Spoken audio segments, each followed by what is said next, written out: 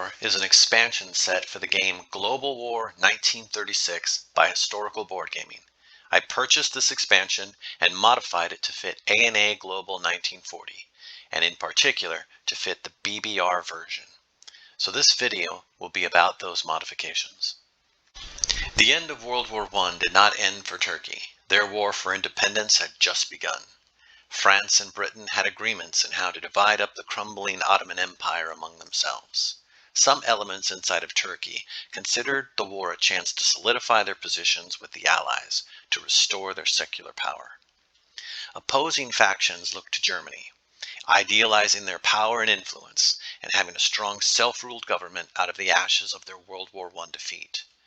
The Workers' Party of Turkey leaned towards the Comintern. This minority faction wanted the Soviet support to expand their movement's power. The Great Ottoman Empire had been collapsing since 1800.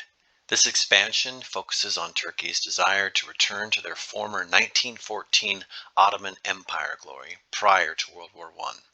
These territories are Crete, Cyprus, Syria, Transjordan, Iraq, northwestern Iran, and lastly, Western Georgia, aka Caucasus.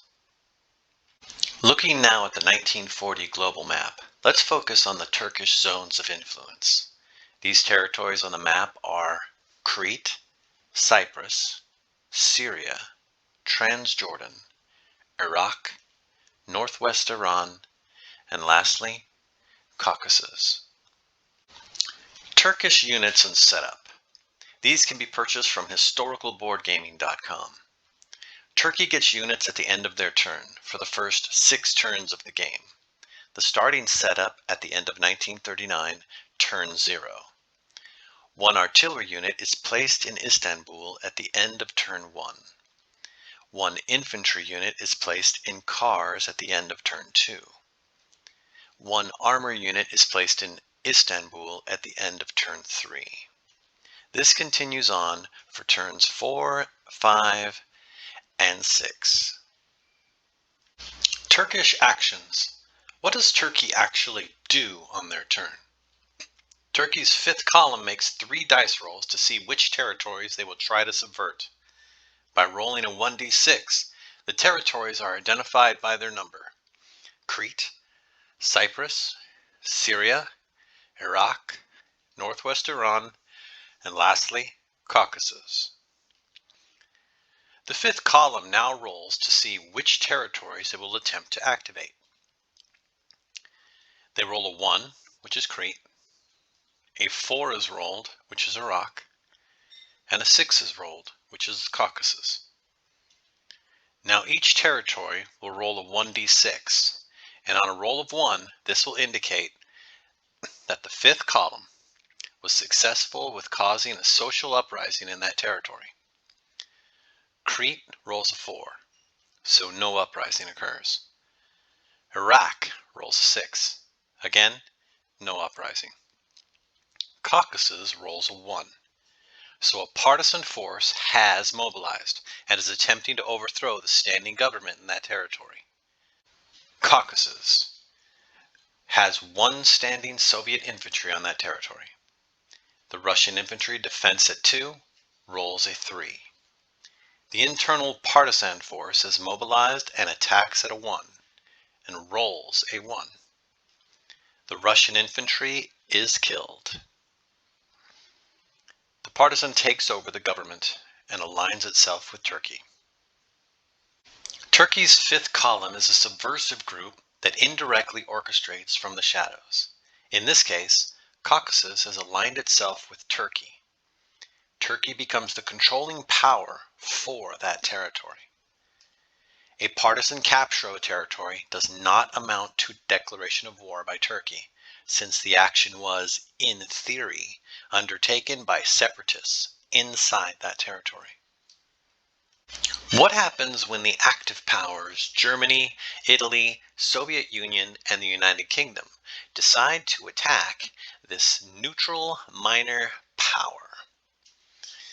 By declaring war on Turkey, it moves from a neutral minor power to an aligned minor power, and becomes an active country for the opposing faction. A key note: because Turkey is a minor power, it does not activate strict neutrals if it is attacked. I will state this point again. Turkey will not activate strict neutrals if it is attacked. How are victory points affected with this expansion? Turkey at war can affect both the Mediterranean and resources points. The Mediterranean point states that there can be no allied control of those territories, and Cyprus and Crete being taken control of by Turkey, which is not an allied power, does not inhibit this. The resources point. Should Caucasus become a Turkey-aligned territory, this would force the Axis to have to consider the ramifications of declaring war on Turkey, should they feel the need to take that territory. How are national objectives affected with this expansion? The United Kingdom can collect IPCs for the Iraq and Northwest Iran territories. The Soviet player sometimes moves into the Mideast and can collect IPCs from the pro-Axis territories for Iraq and Northwest Iran. Germany can collect IPCs for the Iraq and Northwest Iran territories. They also can get an additional +3 IPCs if they take Caucasus. Italy, they can collect IPCs for the Iraq and Northwest Iran territories, just like Germany, just like UK. But they also get an additional +1 if they own Cyprus.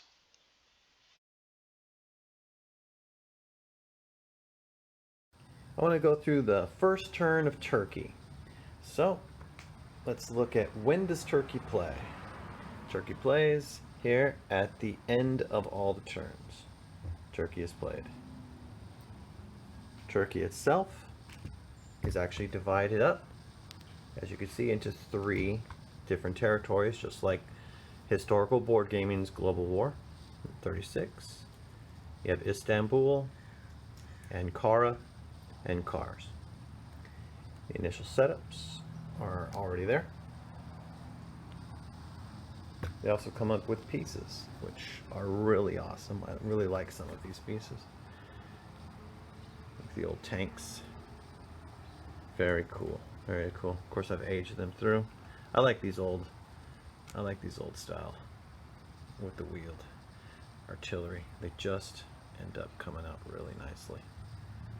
Anyway, pieces. They come with 8 symbols for Turkey, which actually works out fine because you end up with 1. You end up with 1 for counter, and you have 7 for territories that they can possibly return back into the Ottoman Empire. You end up with 4 of these. You'll need all 3. The rest is as listed. Let's not forget the very cool Yavuz. The Selim Yavuz. It's just such a cool, and this type of molded plastic it is, when you use the aging on it, it really tarnishes it. Comes out just really awesome. It's a World War I plate. So what I did was I put the markers to identify the numbers for the roll. So the very first thing that happens, Turkey. We're going to go for 3 partisans. For the 5th column, the 5th column decides which of the territories it's going to try and subvert. And here we go. Oh, so I guess we could have kept it. Here we go. We ended up with a 2, 4, and a 5. So 2 would have been Cyprus. 4 is going to be Iraq. And 5 is going to be Northwest Iran. Okay. Interesting. So after that, we have to decide out of the group which of the ones is now going to activate and attempt a coup inside of that territory and try to take it over. So let's see if we can get the partisans to activate. So it's a 1 on a d6. So we'll just roll 1 at a time. So we'll go with Cyprus. That's 2. Fail. Next one, Iraq. And a 4. Fail. And last one, Northwest Iran. 3. Fail. That is the end of the turn. Partisan locations are removed. Doom, doom, and doom. And Turkey's next placement in the chart is they start at end of turn 1 with an artillery into Istanbul. That ends the turn for Turkey, and you go back right up to the top. All right, so what would have happened had the partisans would have worked out with the partisans? Let's go with that one, and the other interesting one would have been this one. And the other interesting one would have been actually that first roll of Caucasus. Let's just say that we rolled. What would we have rolled? We would have rolled. It's not Snake Eyes. Alien Eyes. Let's just say you got a 1 on every single one of them. What is the chance of happening? I like using these infantry pieces here to identify. Well, what I like to do as the game is we start putting them on top. And we're like, okay, that one's activated. This one's going to be a combat, and this one's going to be a combat. So right off the bat, you can start to say, well, what the hell's going to happen? Well, Northwest Iran, since it actually now activated, I targeted was Northwest Iran. Then you got the 1 on 6, which means it activated the coup attempt by the partisans inside. Northwest Iran has no defenders, so the attack happens, and what? So, this is now Turkey's. And since it happened inside the country itself, the territory itself, it was not an overt attack. It is not considered a declaration of war, and Turkey still remains a neutral territory. Now the problem is that if someone wants to take that, they're going to have to declare war on Turkey, and then Turkey, let's say UK decides that whatever reason they have to take this back, and they want it, they'll have to declare war on Turkey. Turkey will then gain their money. In this case, it would be 1, 2, 3. They get the $3 because they have no other territories. This is not worth any value. The combat happens, and now Turkey is going to be controlled by the Axis team because the UK attacked it, including everything there, and it becomes its own minor, much similar to China. It becomes its own little minor. It's a minor power at that point. No longer a neutral minor power, it's a aligned minor power. All right, so what would have happened in the event of Caucasus? Well, that's very simple. We end up with an attack. So he attacks at 1, they defend at 2.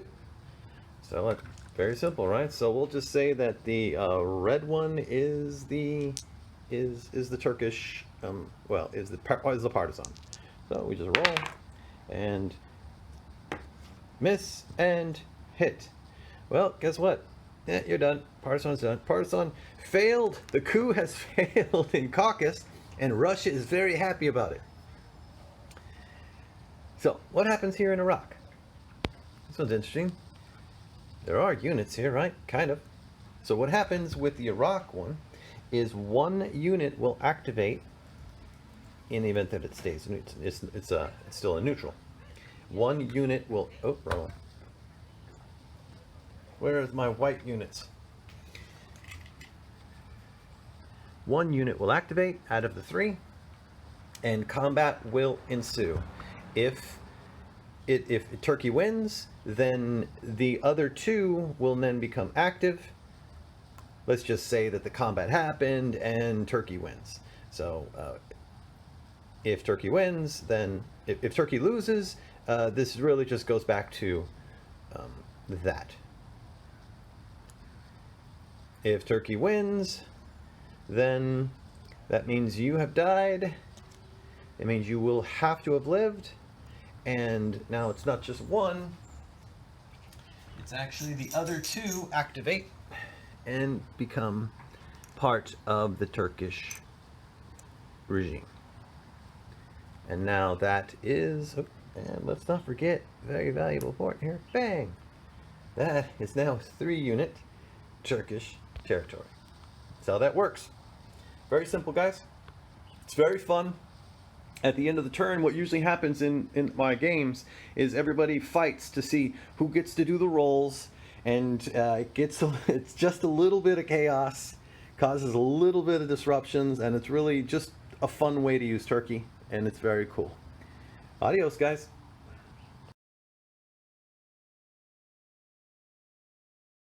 Turkey at War is an expansion available from Historical Board Gaming. I have made a number of modifications to fit this expansion into the Global 1940 system. I have attempted to keep the spirit of the expansion along with the disruptive fun that it brings. I will have a PDF available in my pinned comments for my modified version of this great expansion.